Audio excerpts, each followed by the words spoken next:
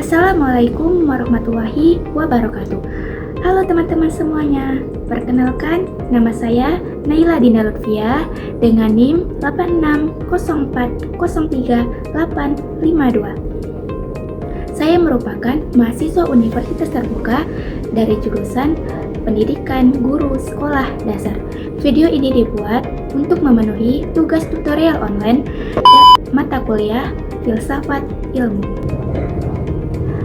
Pada video kali ini saya akan menjelaskan tentang peran ontologi, epistemologi, dan aksiologi dalam bentuk dasar-dasar filsafat ilmu pada materi halaman 2.9. Baik, sebelum masuk pembahasan utama, saya akan menjelaskan sedikit latar belakang mengenai filsafat ilmu. Latar belakang filsafat ilmu membahas dasar-dasar ilmu pengetahuan, ontologi, epistemologi, dan aksiologi menjadi landasan utama filsafat ilmu. Ketiganya membantu memahami ilmu secara lebih mendalam. Ilmu pengetahuan harus digunakan secara baik dan bertanggung jawab.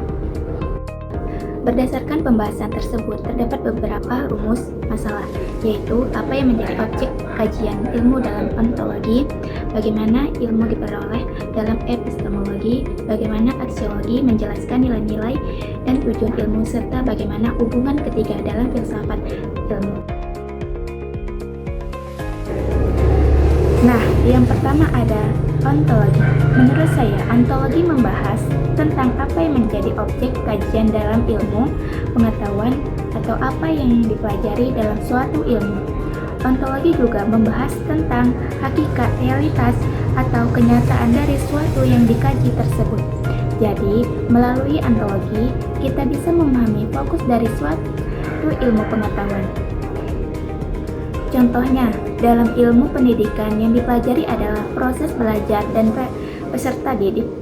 Sedangkan dalam ilmu kesehatan yang dipelajari berkaitan dengan kesehatan manusia.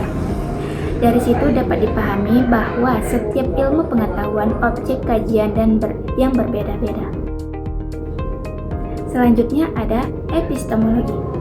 Bagian ini membahas bagaimana ilmu pengetahuan diperoleh, metode yang digunakan, dan bagaimana suatu kebenaran dapat diuji.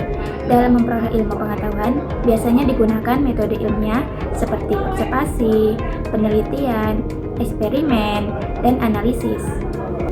Epistemologi penting karena ilmu pengetahuan tidak bisa diperoleh secara asal, tetapi harus melalui proses yang jelas dan dapat dibuktikan kebenarannya. Contohnya, seorang peneliti harus memiliki penelitian terlebih dahulu sebelum mengambil kesimpulan. Jadi, suatu ilmu harus memiliki dasar dan bukti yang jelas agar dapat dianggap benar.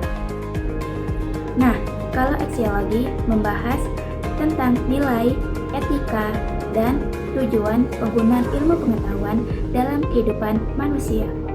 Ilmu pengetahuan seharusnya digunakan untuk hal-hal yang bermanfaat dan tidak merugikan orang lain. Menurut saya, ilmu pengetahuan harus digunakan dengan baik dan bertanggung jawab.